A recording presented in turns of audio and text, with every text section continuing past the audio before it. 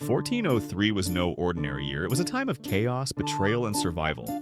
A turning point in the history of medieval Europe. But what if I told you that the story behind Kingdom Come Deliverance is just the beginning? Let's dive into the dramatic rivalry of Wenceslaus IV and Sigismund of Luxembourg, and the lands they ruled.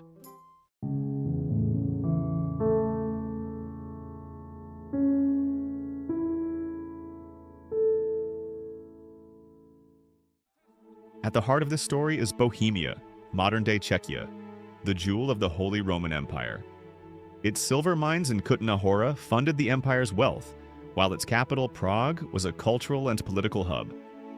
By 1403, Wenceslaus IV was king of Bohemia, but his reign was falling apart.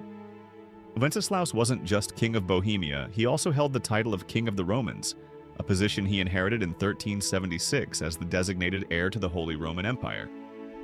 His father, Charles IV, ensured Wenceslaus's rise by strategically consolidating power. Yet Wenceslaus failed to live up to expectations. Wenceslaus also had nominal control over Brandenburg, a significant territory in the empire.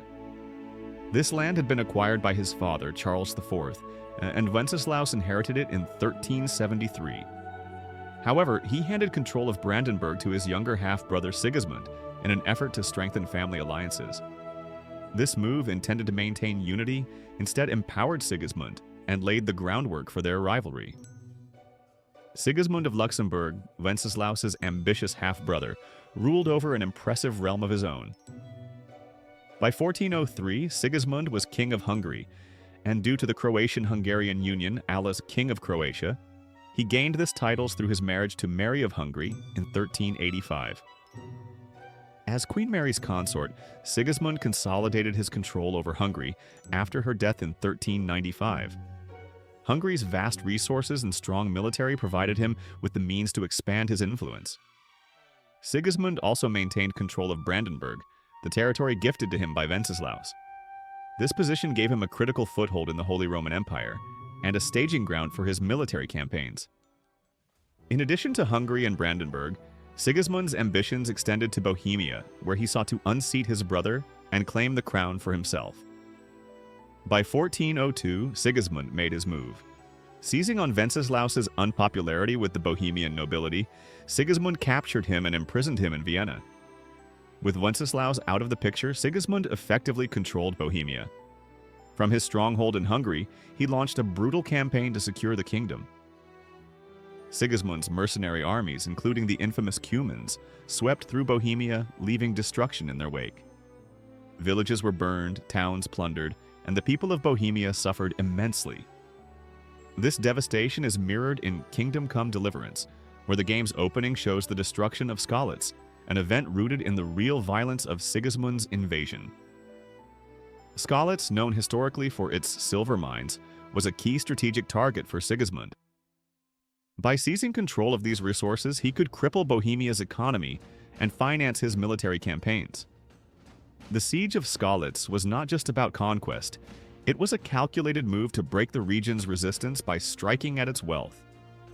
Sigismund's forces, led by brutal mercenaries like the Cumans, overwhelmed the town with little mercy, slaughtering inhabitants and looting everything of value.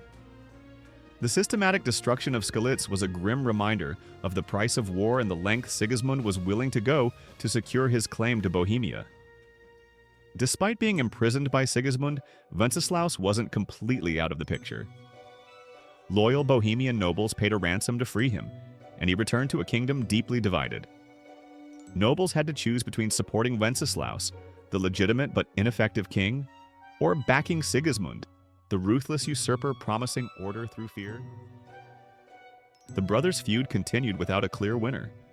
Wenceslaus retained the Bohemian crown but never regained full control, with his reign plagued by noble infighting and growing unrest fueled by Jan Hus's reforms.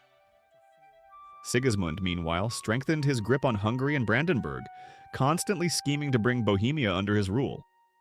In 1419, Wenceslaus died suddenly in Prague, reportedly collapsing during a drinking session.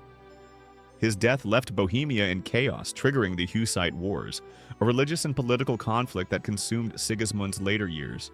As Holy Roman Emperor from 1433, Sigismund inherited Bohemia but faced fierce resistance from Hussite forces, whose innovative tactics repeatedly thwarted his efforts to restore order. When Sigismund died in 1437, the male line of the Luxembourg dynasty ended, leaving a legacy of division and instability. The brothers' rivalry destabilized Bohemia and Central Europe for decades, serving as a cautionary tale of how personal ambition and political intrigue can fracture even the strongest kingdoms. In Kingdom Come Deliverance, this historical backdrop is brought to life with remarkable detail. As Henry, you navigate a land torn apart by this sibling rivalry. The burned villages, the political intrigue, and the suffering of ordinary people all reflect the chaos of 1403. 1403 wasn't just another year, it was a turning point. The rivalry between Wenceslaus and Sigismund wasn't just a family dispute. It was a war for land, power, and legacy.